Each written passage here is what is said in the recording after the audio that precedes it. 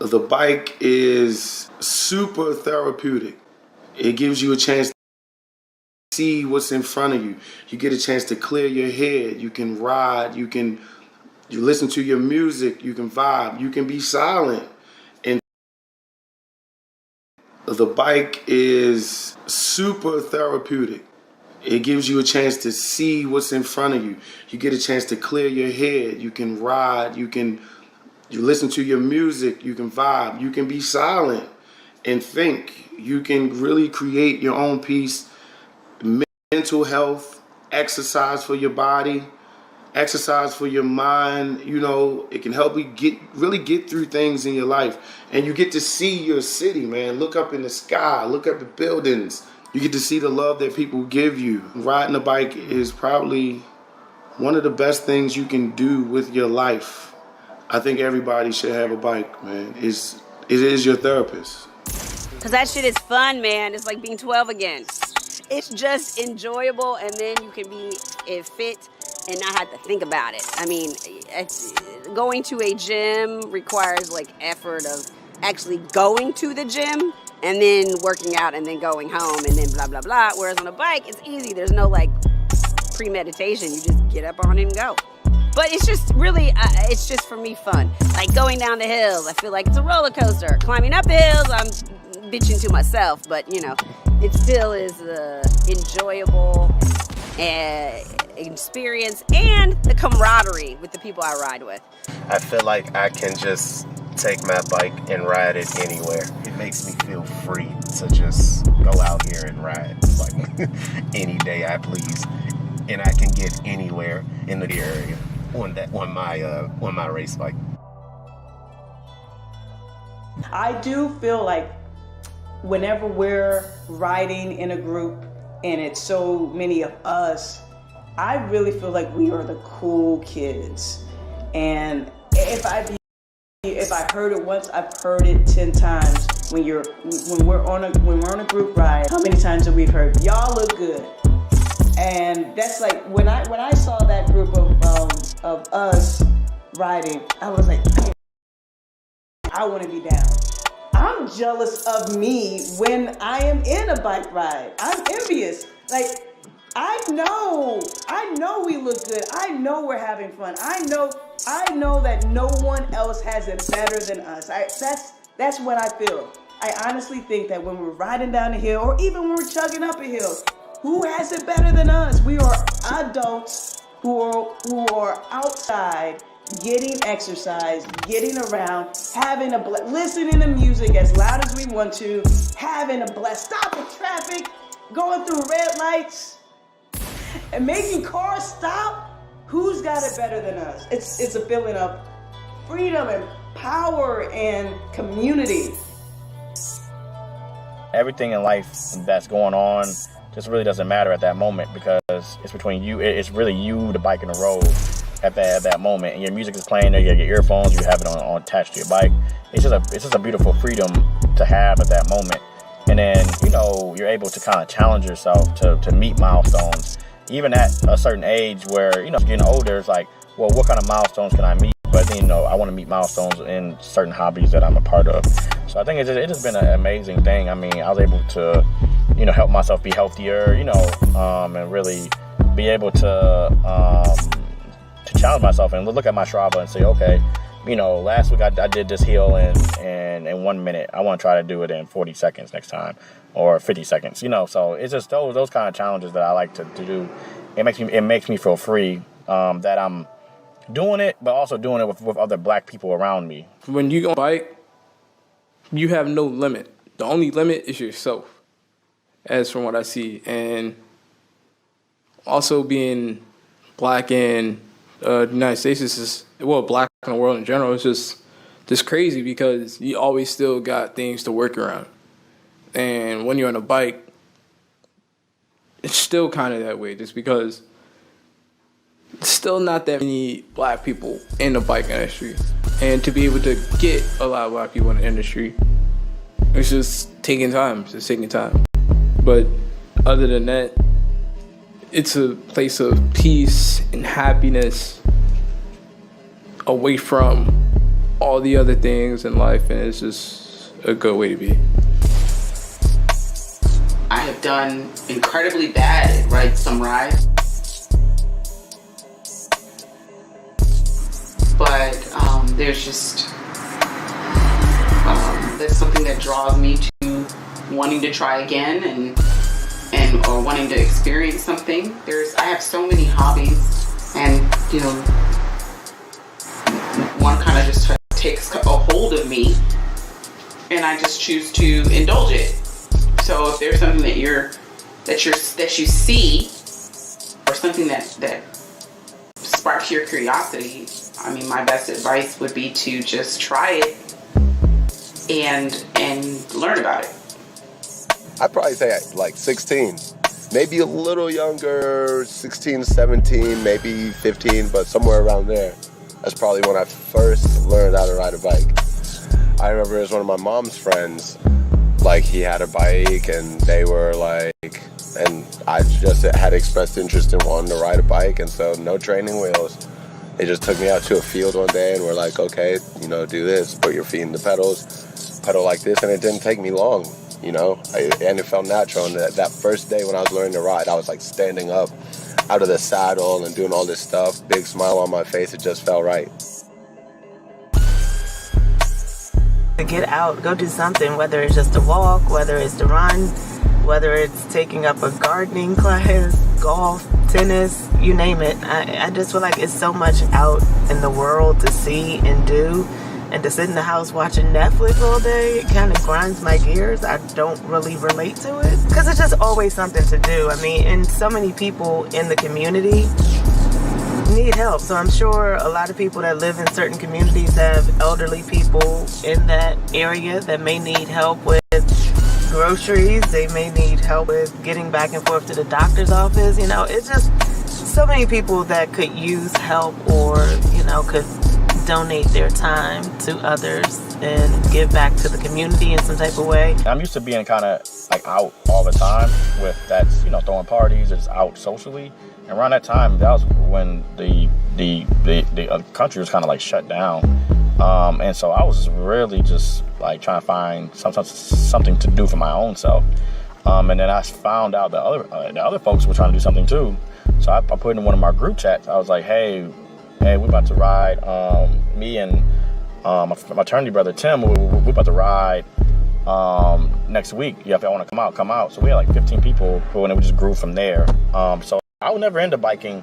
I mean, growing up, yeah, but into more of the trick biking. Like I had dynos and mongooses and stuff like that, pegs, and doing that kind of stuff. But mostly just riding around in the neighborhood, but never like actually biking. No, I didn't know anything about biking until this time last year, honestly.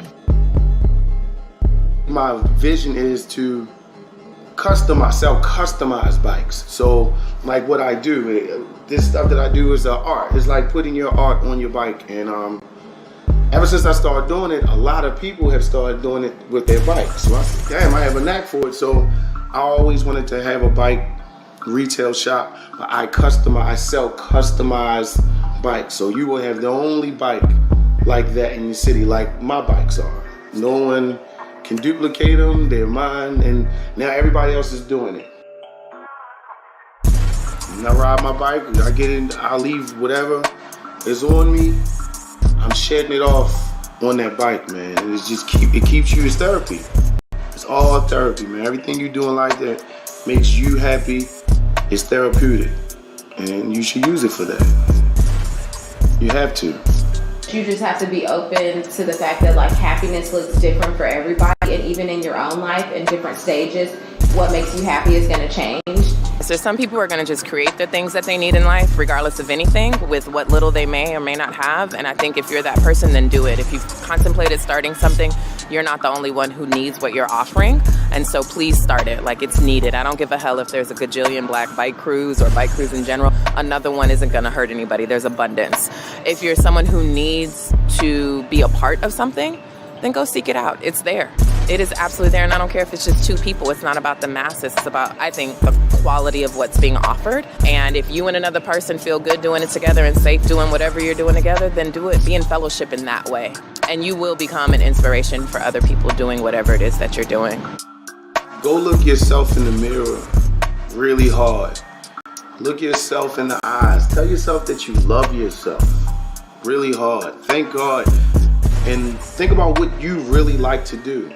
Not want to do, not need to do, what you like to do. And start doing it. And do it with love. And do it with love yourself. Find what you love about yourself. Find what you love to do. Your dream, your goal. Start doing it. And create your peace. Protect your peace.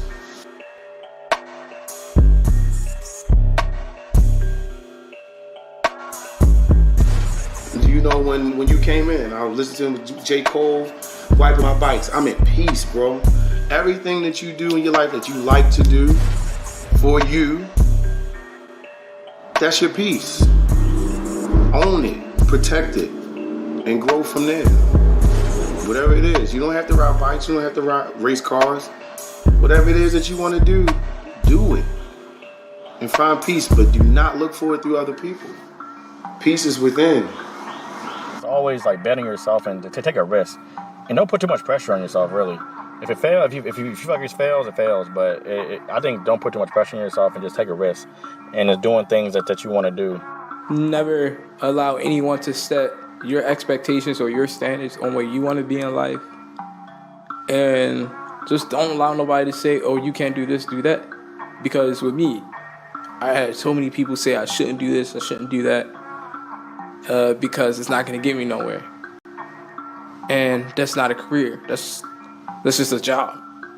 But look what I'm doing now. I'm still doing it. And it's opening up opportunities for me almost every day. Do not think about logistics. Don't think about, well, this thing would make me happy, but is it reasonable? Or do I have money for it? Or do I have time for it? That's not how dreams are made. Like, if I have a dream, I set the dream, and then I work the logistics to get there. And I've met people who, they have the opposite thinking. They're like, if it's logistical, then I can achieve it. It's like, no, forget logistics. Throw all that out the window. Decide first what you want to do, and then let everything else follow. So that's, yeah, like, and you got to do it for yourself. You got to have self-love. Like, screw everything else. Like, forget about time, because you do have time, you know? You just might be selling it to somebody else or obligating it to this person or that person. Like, throw all that to the side and do that thing that you want to do.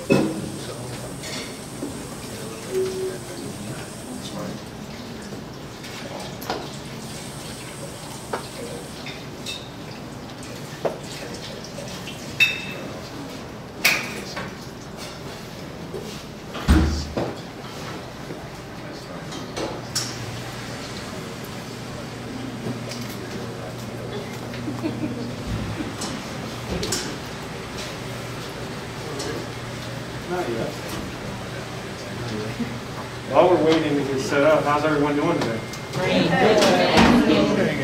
Better be, it's a Sunday.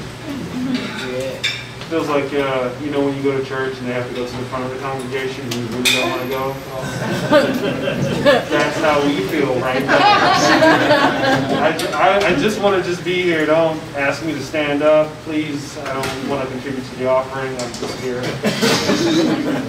Thank you so much for you guys just coming through and just being a part of this project and seeing it through for us and with us. It really means a lot. I also want to just put a disclaimer out here. As much as the SNBC, the Mad Films, wants to enjoy cycling, we do not condone any of the potholes in the city. That is Muriel's fault. That is her problem that she needs to clean up. Just like the bike lanes they're not touching. But that's another subject. I'll talk to my friend and do that. Thank you. Influence?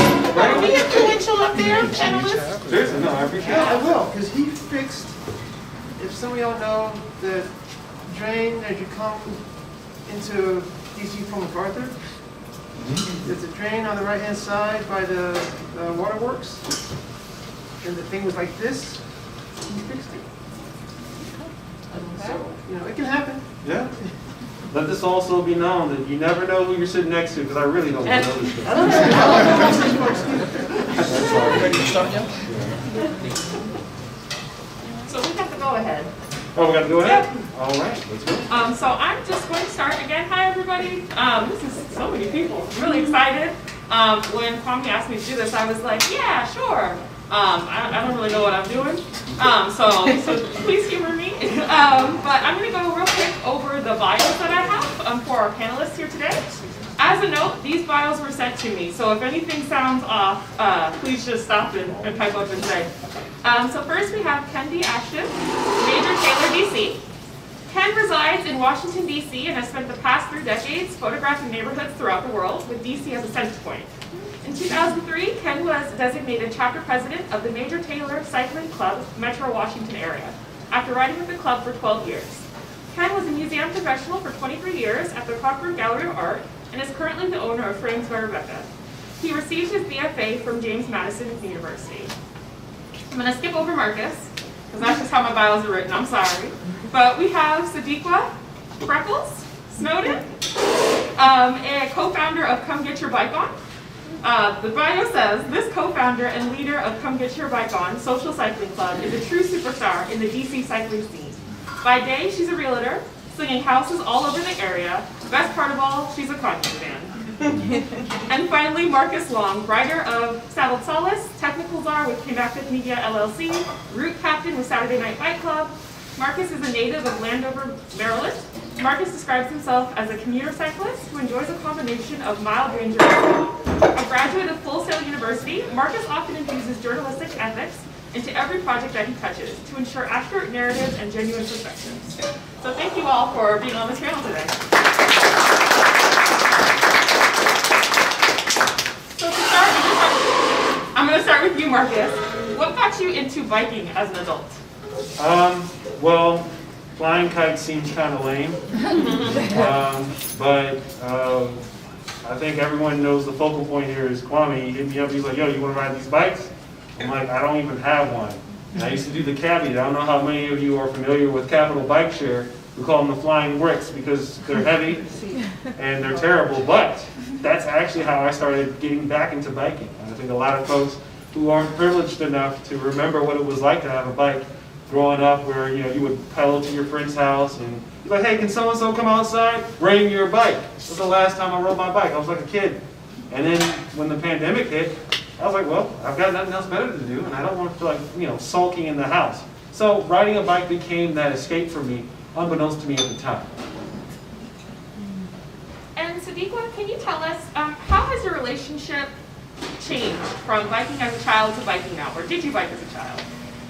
Yes, I did bike as a child, but it's totally different. When I biked as a child, it was just getting on my bike, going somewhere. I never really thought about how many miles I'm doing, how fast I'm going, any of that. But now, as an adult, starting out, I didn't care about it either. But as my time cycling and with other people and them bringing out different bikes, it has totally evolved. We all kind of started on mountain bikes or hybrids, and now I'm looking at bike components, riding road bikes. I never thought that I would be doing that. Looking at, going up mountains and all of that great stuff. It's just totally evolved. I'm looking at how fast I'm going. I'm looking at how long it's taking me, all of that stuff. So it's totally changed. And Ken, what about you? How has biking changed for you from childhood to now? It's a long story. We got time. I think I'm lucky that my dad had a pip route in Leesburg, Virginia, and he had a bike to get that pip route. So I've always been able to have a bike. I've never, I don't know, he can't afford it now. He's like, I've always had a bike. So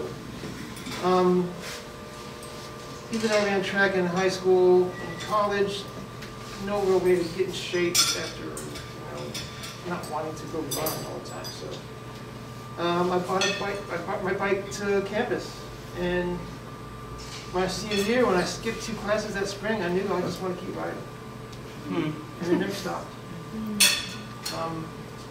And it got more serious when my uncle in Columbus, Ohio, who was one of the founders of Major Taylor, the first club named after Major Taylor, 40 years ago, talking about the rides that they would go on and the long lines they had pulling all these people, and I could see the glint in his eye. And, I just, okay, well, one of these days I'll be able to ride with my uncle. And now I'm chef president. So Nice. it just became my go-to, like the movie, Your Peace. It's therapeutic. I used to live on the WNOD in Virginia, and I would just, that Saturday morning, I was on the trail. I'd go this way or I'd go that way. I didn't have much, to pick from back then, but just stayed on the bike. And these guys are now in their 70s that started that club. And they're still riding, so you can't stop. Can you tell me, what is freedom? I'm sure there's more than one definition. But as far as bikes come, and when you're a kid and you get that bike and you leave the neighborhood, you don't have to ask your mom to drive you somewhere. No, you can leave the neighborhood and go as far as you want, as long as you get back before Sunday. That's the first sense of freedom as a kid. And I think when I skipped that class in college, that kind of came back. I can go see what I want to see as far as I want to go. At my pace, dictate my terms, and that's how it starts. What about for you, Sadequa? What's freedom? Well, going down a steep hill at 40 miles an hour, pretty freedom. That's pretty much freedom to me. Marcus? I would say freedom is being able to exist in an undefined space. It transcends all rules and regulations, anything that allows you to operate, not so much as do what you want when you feel like it.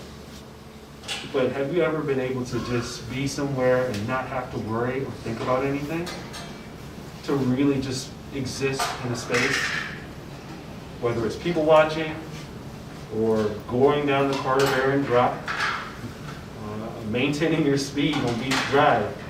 That's what freedom is to me. It's just existing in an undefined space with no rules attached. And is that also happiness, or is happiness a completely different thing? Happiness is fleeting. Okay. But when it does hit, as it tends to do, it's just a feeling of excitement. It's like not paying full price is happiness to me. Getting over on the meter maid, no disrespect, but it says I'm parked here between 6 and 6:30. You can't do nothing to me. Leave me alone. Moments like that, I think that's happiness. And so, open for anyone, but when I talk to you guys, I feel a lot of passion coming coming off of y'all. It's real strong. It's really great. And I want to know, how do you apply this passion that you have for what you're doing to other aspects of your life? Have you been able to apply the passion and the freedom that you feel when you are biking, or what all that hobby has brought to you? Have you been able to apply that to other aspects of your life? Yes, I definitely have. Like, I really enjoy traveling, so it's the cycling group that we have. We've been traveling a lot, so it's kind of like incorporated into my world. Also, by being a realtor, I've also met a lot of amazing people, been able to do deals with people. So it's all kind of cross-connecting, and I love it. Yeah, I'm also an artist, so I use my medium. Between that and cycling, they're both very expensive. But, I like cycling. I'm always going to be an artist. Even though I'm running a business and I don't have time to, commit to being creative, it's still there. So, you have a true passion, and that makes up you. That's it. That's what you're going to be. I'm a cyclist and I'm an artist. And for Black people, what's so important about finding something that we're passionate about? Or finding something that gives us the feeling of freedom that you guys seem to all have?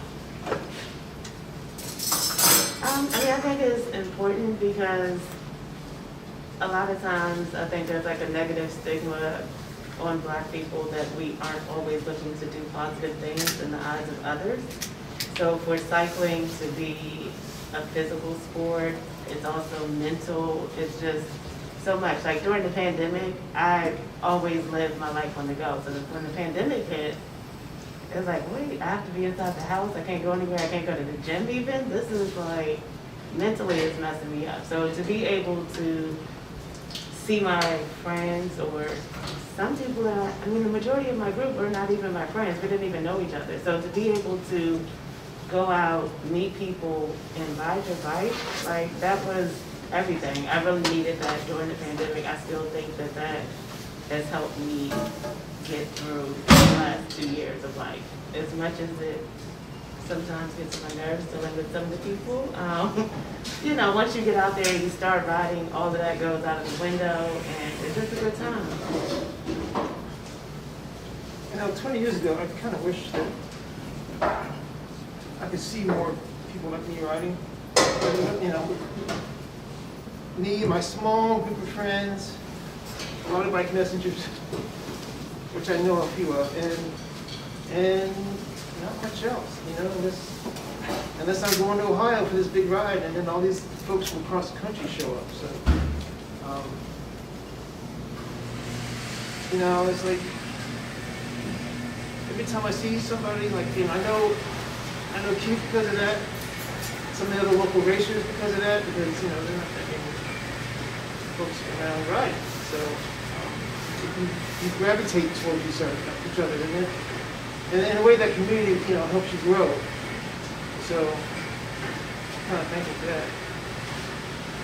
I want to just add, so you're talking about freedom and passion and all these wonderful things. They sound great, really, really. But I feel like passion is more important, because without passion for life, things would just fall flat. Have you ever had a dispassionate kiss?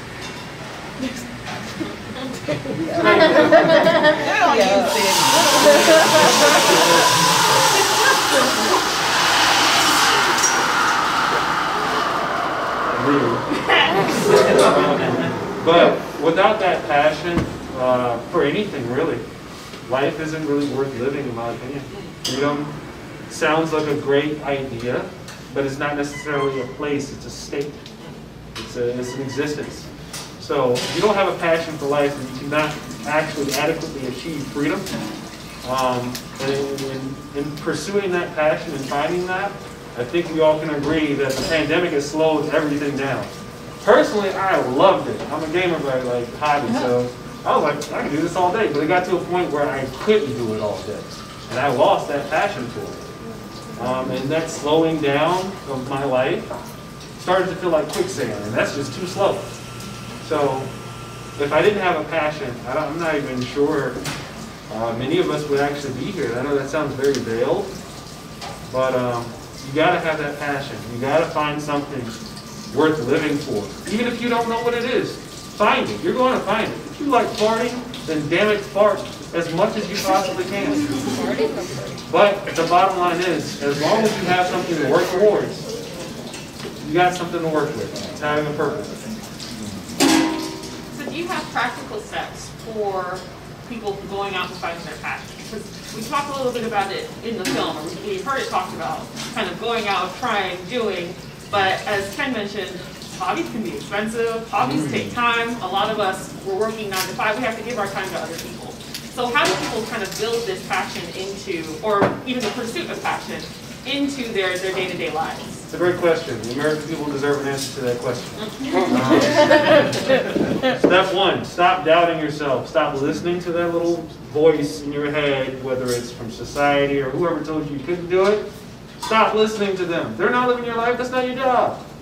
Don't think about the logistics. It was in the film, I think around the 13-minute mark, where he says, don't plan the logistics. Don't think about how to get it. Just say, like, this is what I want to do. Naturally, if you really want to do something, you're going to find out a way to do it, even if you don't understand it. Am I right? Right. So the bottom line is, stop doubting yourself. That's step 1. Step 2, do it. Do it. You're not doing anything. You're not doing anything. Between waking up, opening up your laptop, checking Outlook to make sure you don't have a meeting coming up in 15 minutes, you can do something in between that time. Research. And then find the motivation to actually put it into action. I think our community falls so short in doing things. We can think about it all day. Great ideas that will die with you in your notebook if you don't do it. So, yeah, do it.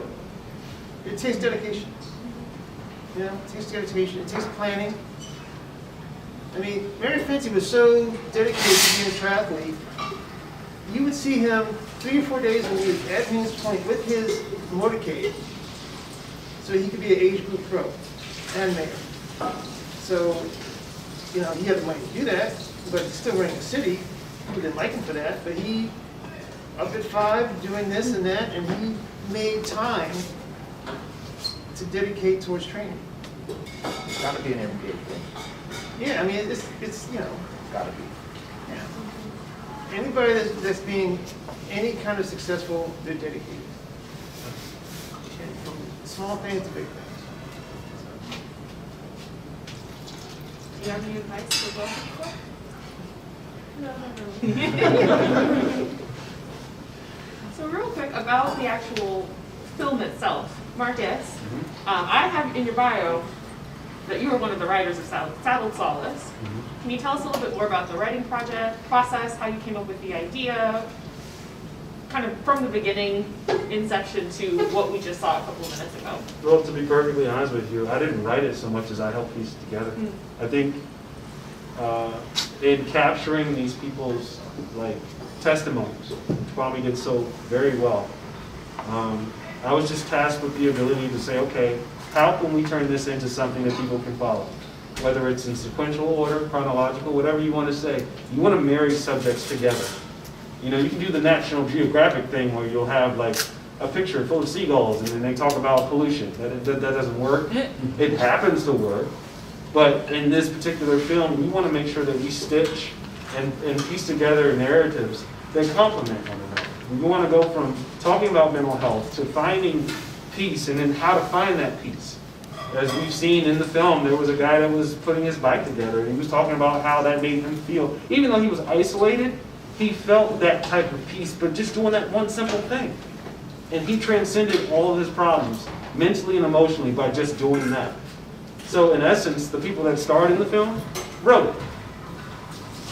I just kind of pieced the narrative together, that's all. Yes. And a question for the whole panel. Is this a film about biking and bikes? About biking and bikes? Just biking and bikes. Is this a film just about biking and bikes? It's not really about bikes. But it is about how biking makes you feel, or it can make you feel. So it's not telling you how you should feel, but it's gathering these folks' experiences. And who knows how long they've been riding, but it's a good collection of stories. So you piece it together pretty well. Well, I can tell. Thank you.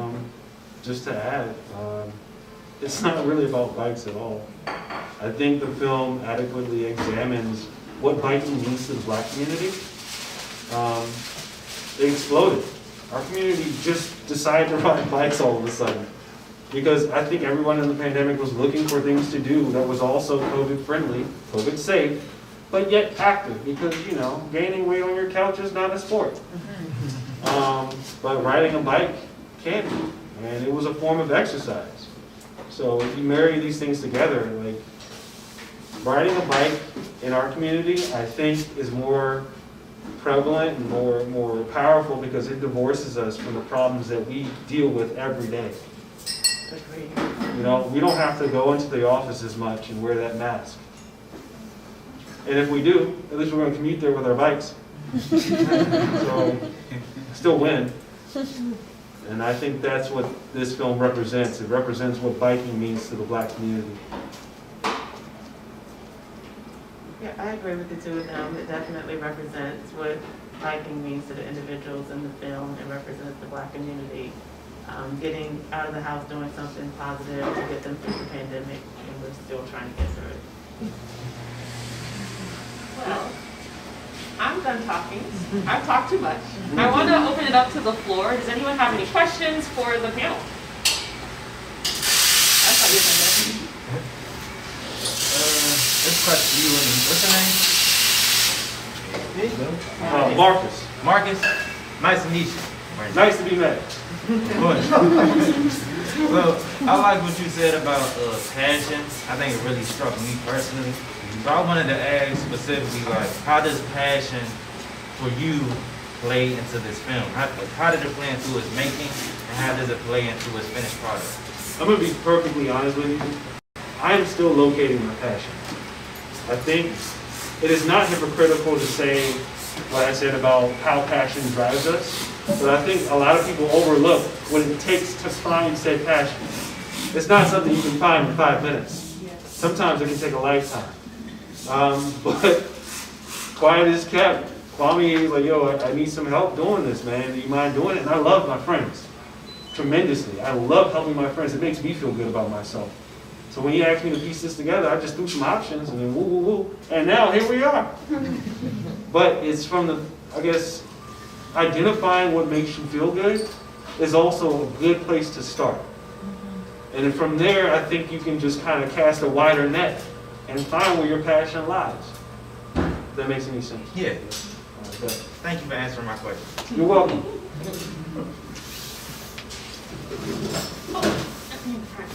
Thank you so much.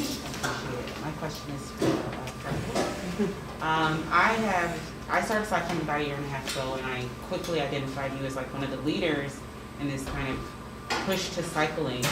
I know a lot of people are in your club, come get your bike going, and you are really, and I think you kind of set a tone in that club on kind of just how you guys do things. So could you tell me a little bit more about your club specifically and kind of like how you guys kind of found your groove? We bring it a lot, honestly. But, I mean, what do you mean specifically? Like, how do we plan out the schedule? How do we determine what type of ride? My observations are like Saturday Night Bike Club we're like a come on, come all kind of deal. And then Streets Calling, they're just kind of cool, kind of just took over and they have kind of this social. No, I'm gonna tell you about y'all. No, I'm gonna tell you about y'all. So like Streets Calling, they're kind of like social, get in there, aggressive a little bit even. But I like that. I like that. And so when I first met your club, you guys were having a race off of members. And it was actually my first time actually watching a race for African Americans even though it was kind of like a one-off thing. It was a bet that was made, stakes were in there, and then that was the first time I was learning about terminology and stuff like that. So you guys brought something new to me that I hadn't seen before, and I've seen it since then, but you guys were the first. So how do you kind of keep your club kind of together? Like, how did that happen for you? It's a process. It didn't just happen overnight. It's just more of the people in my club bringing ideas to me a lot of times, or me just hearing. Our Facebook group is, they're very vocal. So a lot of times, you know, the guys in the group talk trash to each other.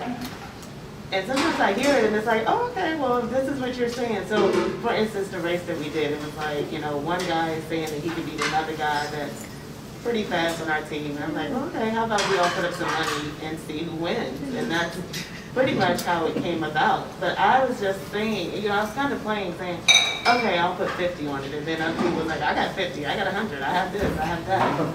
So it just kind of grew out of hand. And I was like, oh, wait, like, are we really doing this? I was just talking trash. People were like, cash out me money. And I'm like, okay, well, I guess we really have to go through this. So it kind of just came at the spur of the moment. And a lot of the things just fall into place. It's not necessarily planned, but you know, once we do it, it looks great. It looks like it was planned, but a lot of it's not. But we have a good time doing it. So our group is more, we just kind of do things. And I know Saturday Night Bike Club, they, you know, you guys kind of ride on Saturdays at night or whatever time of the day that you're riding. And like you said, Street Calling, they are definitely the fun club where they're doing all of the clubbing and all that good stuff. I think our group kind of touches on every little thing at some point in time, but it came to a point where we had to start separating things because we were out 7 days a week when the pandemic first began. So it was like, wait a minute, we can't have everybody coming. You know, some people with hybrid, some people with road bikes, some people going 8 miles per hour and other people going 25 miles per hour. So we had to separate the days. You know, Monday is more moderate, Tuesday is hill day, Wednesday is community. Everybody comes out for Windy Wednesday. You know, it's just, we had to separate things and we just learned from trial and error what to do, what not to do. And that's pretty much how we got here. Thank you. How you doing? I'm part of the fun, crazy club of tree swallowing. But no, my name is Quentin, I'm the founder. But I wanted to. He was also on the film. Yeah, I'm in the film too. But I wanted to ask about in dating spaces. I would say, like, especially when we ride, it's always people clapping, and that's getting on my nerves because I'm like, we're not. I mean, not to disrespect, but we're not protesting anything. We're just black people riding bikes. Like, it's a time for us to chill. But we get a lot of that clapping thing, and it's like, and I noticed that when we're trying to do business, it's about, oh, tell us your story. Like, we want to hear the civil rights story. You know, we want to hear like the stuff, you know. And I really like the story because it was about black people riding bikes. It wasn't about, you know, a black boy being killed and he got on a riding bike. It was something like where it's positive. But let's talk about dating spaces. Like, how has that been for you in the cycling community? Because it's been cool, but I can see a little undertones going to the bike shop we talked about earlier and saying, oh, this is a $1,500 bike. Well, how you know I ain't trying to get the $5,000 bike? Right. No, I'm not, but I'm trying to, how do you know? You know, but that's a question I have about the dating spaces and how's that been for you, for your groups.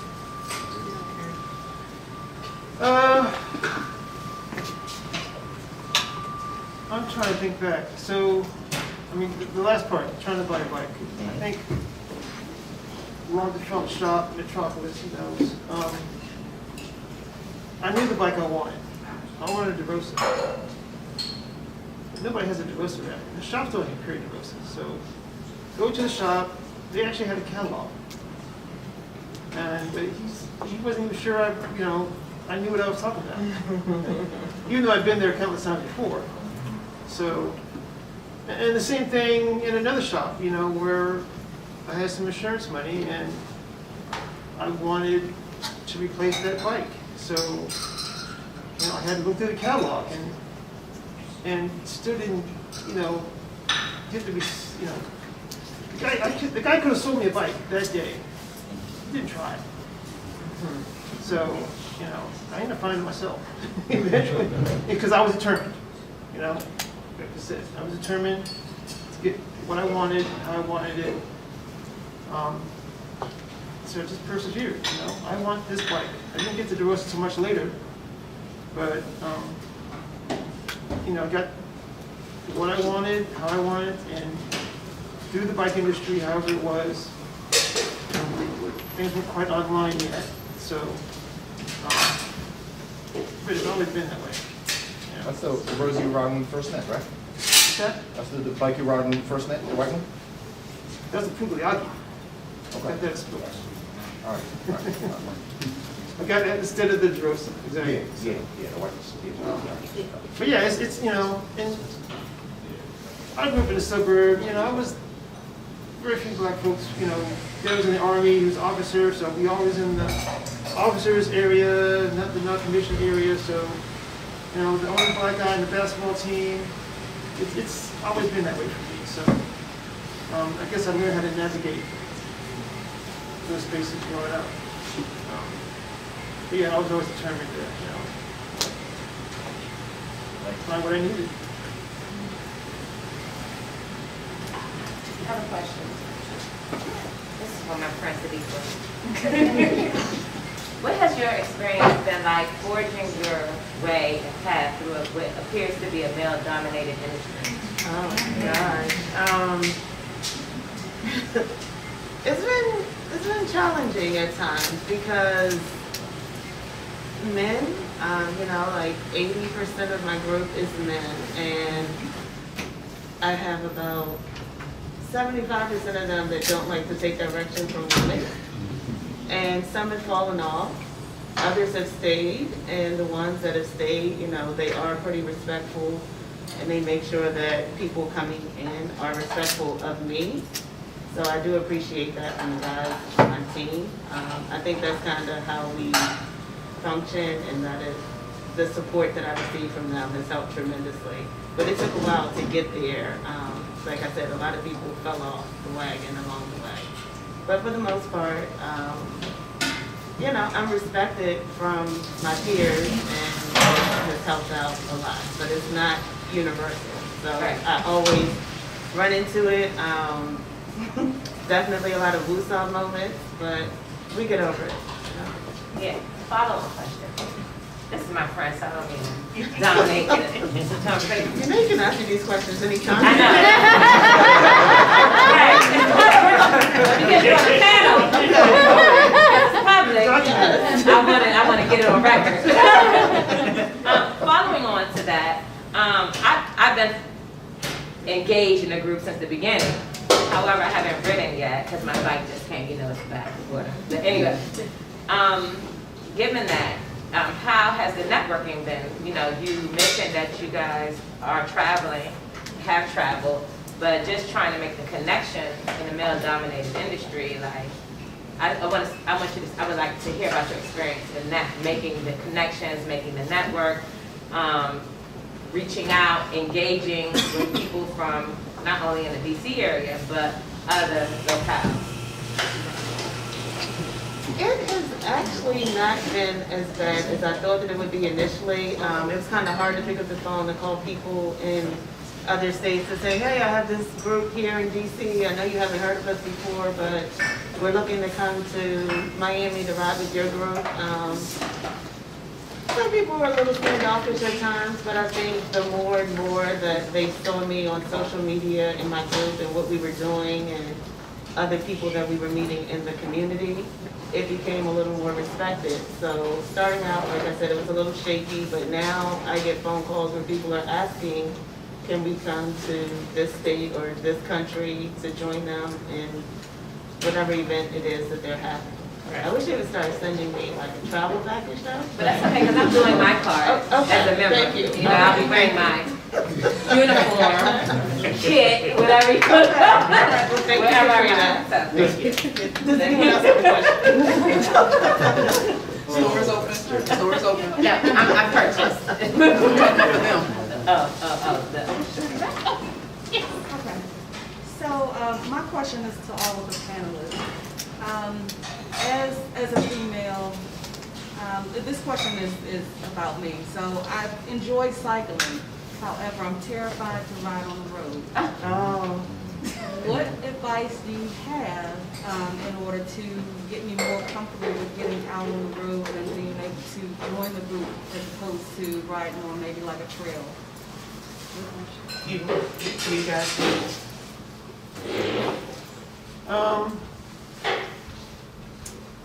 Well, my wife is the same way, so I can solve that problem.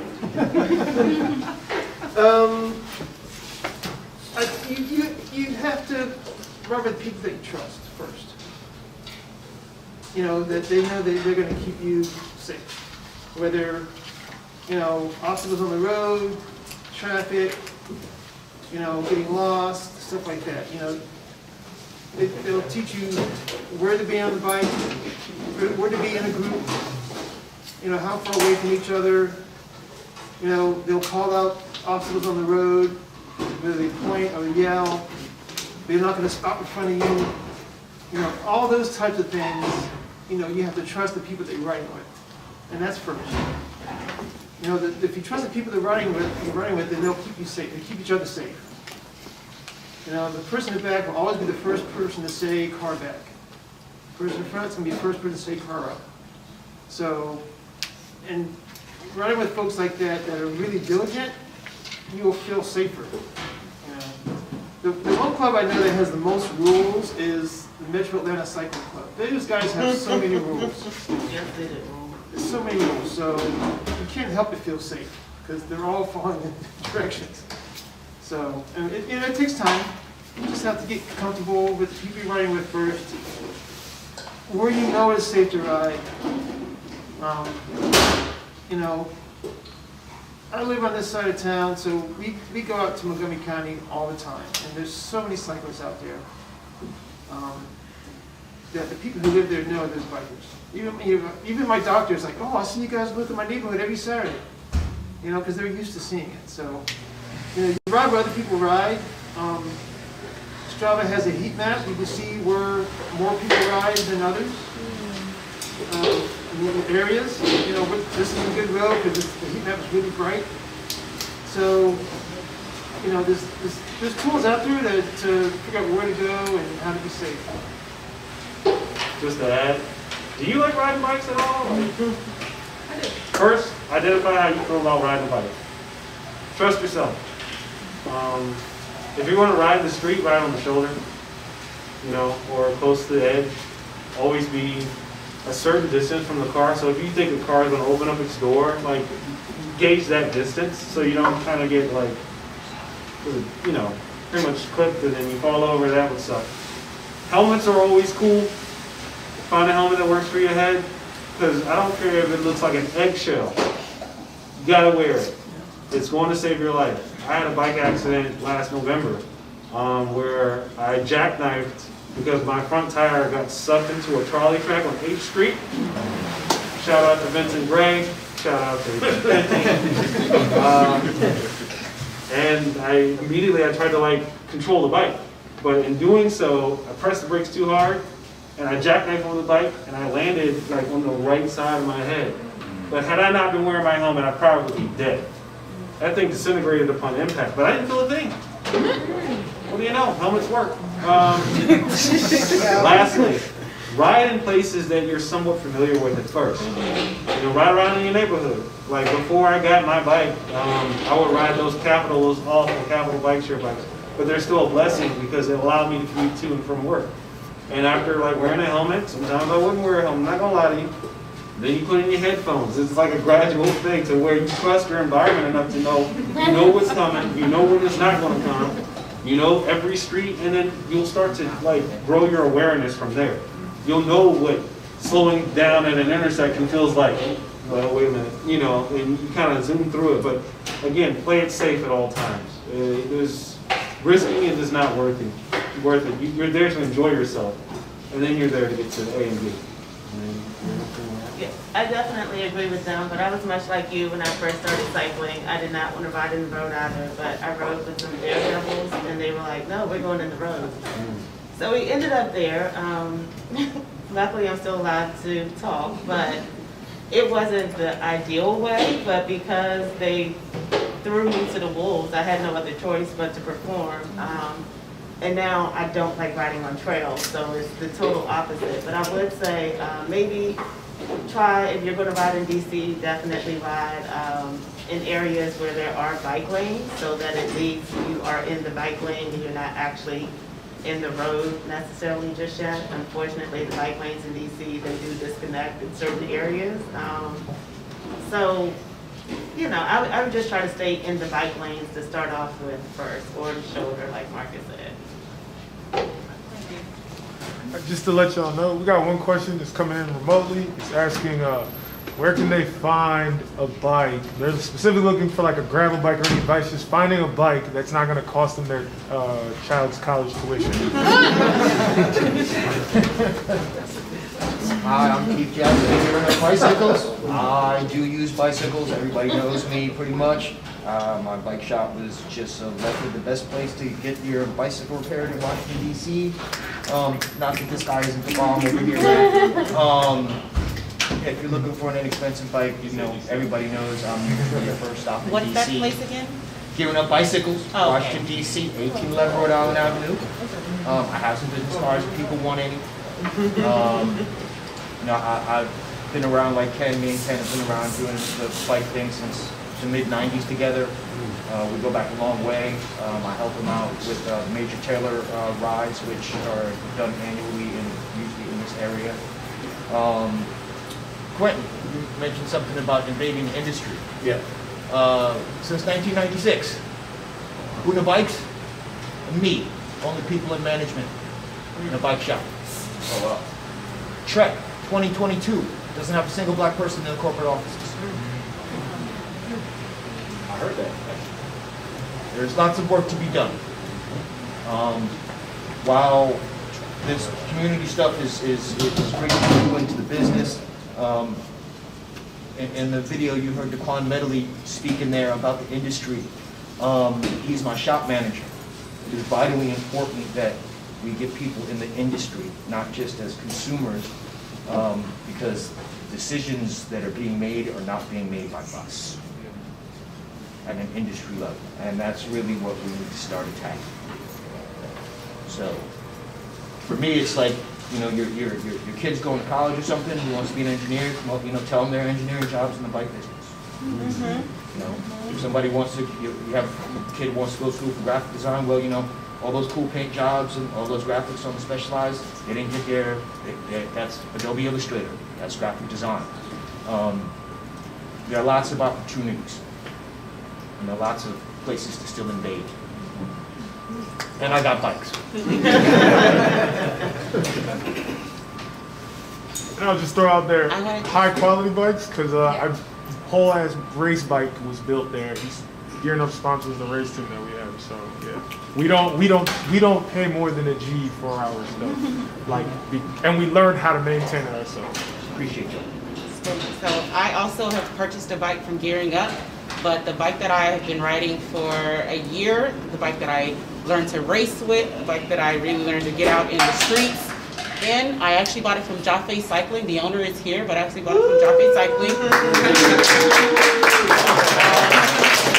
Black-owned bike shop. He has like made sure that my bike is rideable even after the fact. So between Gearing Up and Jaffe Cycling, I've been taken care of. I lead a all women's ride, the women in Saturday Night Bike Club. So if you are trying to get experience and being in a safe space where no one's going to bike explain to you, you can come ride with the SABC girls or for the Femme Fatale. But there are some great resources for inexpensive cycling in terms of purchasing a bike, getting your bike looked up and hooked up, and then there's also a young lady who's, I think it's like Upshift DC. She does upgrades. So you can get an inexpensive bike from our bike shops here. You can get them upgraded there, but there's also other people who just work on getting the bike where you need to be. So there are resources here, so you don't got to break the bank or wait for the back order, because I couldn't wait for the back order because I'm learning from Kwame and he goes, so I didn't have time.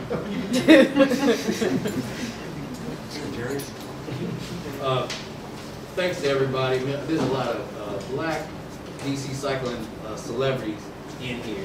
So sister, please take advantage, well, everybody take advantage of that. But my question is to anyone on the panel about the future of black cycling. Where do you guys see it going? Like as far as the youth, do you envision maybe toward the fronts? Do you envision, what's next for you? What have you guys been thinking about? What type of seeds have you been planting, thinking about for the future of cycling, black cycling? Where do you see that going? I think it's just starting, or restarting maybe, because it's always, you go a few decades before somebody comes up, but as far as the youth goes, I mean, my brother was racing in high school, and I came home from college, and he's like, "Kid, there's this bike race on TV called Paris-Roubaix, and then the next summer he's talking to me about Tour de France, and he starts racing in high school. I didn't really know anybody else that was racing, except for one guy in high school. He's older than my brother. But he had access to getting a bike, and he had somebody there that was showing him how to race. So, it's a different sport than what kids are growing up with, and kind of like what the Justin Williams and his brother in LA are doing. They're trying, and Bahati too. Before that, decades before that. I mean, even Nelson Bell's before that. Nelson Bell's before that. Major Taylor was world famous. Exactly. World famous. So, but then industry changes, racing stops. But it's really giving the youth access to, once seeing a bike race, seeing another person, black person racing, and then wanting to get involved that way.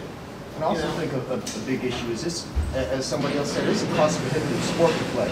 Yeah. I mean, soccer, basketball, all you need is a ball, and you could go and get it in.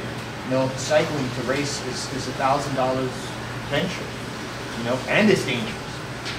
So, me and him did a lot of cycling together. I used to race. I mean, it's a dangerous sport. And so, when you're talking about, dropping $1,000, $1,500 on a bike for a kid that they might only use once, it's a tough ask for parents just to try it out.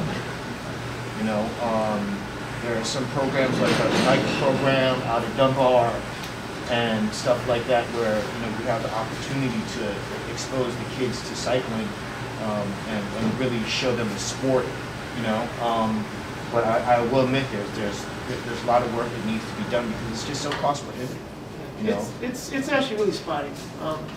But I mean, for this region, this region's thumbs up, man. It's definitely thumbs up. I mean, there's a young lady that's a junior national champion in Maryland. So, thanks to her dad and the folks that he rides with. And that's how it starts. So, when you get your kids and you get them a bike, that's how it starts.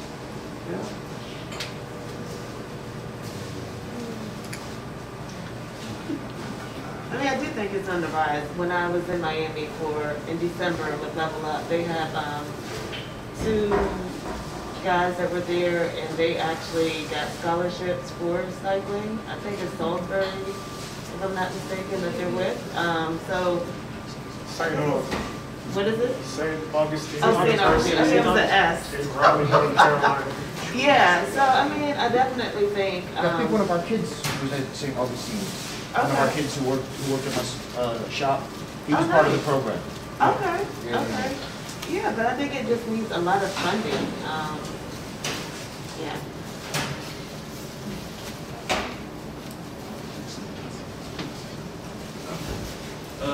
Second question.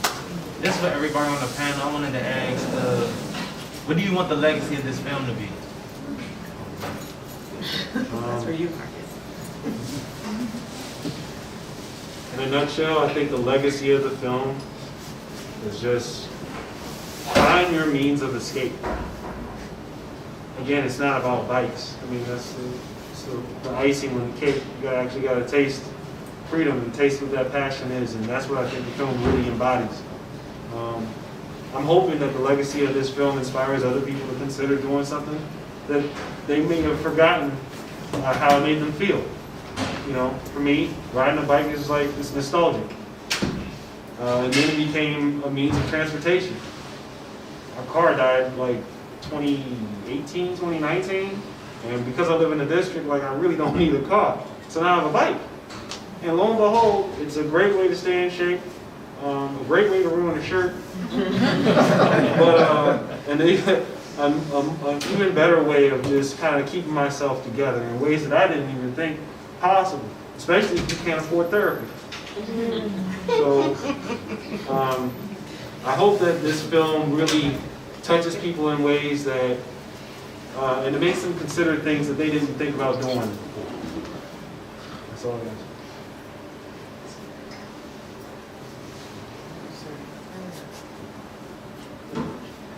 Well, thank you, all three of you, so much for answering my questions, answering everyone else's questions. Thank you, everyone, for coming out tonight. Kwame, can we mingle, or we gotta go home? You guys met. I don't own the lights. Yeah, I mean, first of all, thank all of you for coming out and sharing the space with us. When we opened this, we wanted to be a stage.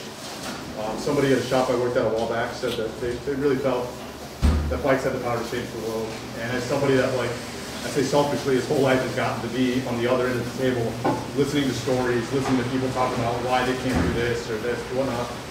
You really see how similar we all are, and that we have the same fears, we have the same desires, and how the bicycle is just amazing vehicle that can really show us all that. So thank all of you for coming out tonight and sharing your stories, and I know we learned a lot, and will help us show up tomorrow and be a better version of ourselves. So thank all of you for coming out. I think everybody here deserves a round of applause.